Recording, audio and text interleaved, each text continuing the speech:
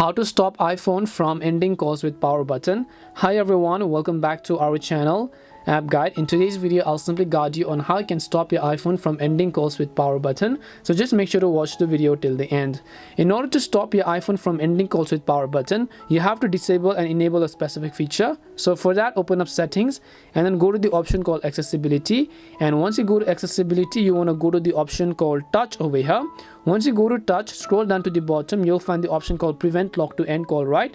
You want to make sure to just turn it on. So whenever you actually are on a call and then you hit the power button mistakenly, your call is not going to get ended. Now just for a demo, I'll also show you by calling from another phone over here. So basically I'll receive a call on this iPhone in this case, and once I receive a call on this iPhone, I'm going to go ahead and then accept it.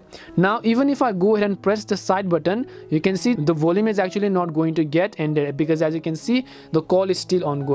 And that's basically how you can stop your iPhone from ending calls with power button. We hope the video was really helpful, and if it did help you, then make sure to leave a like and subscribe to the channel. If you have any more questions though, feel free to leave them down. Thank you very much for watching and see you in the next video.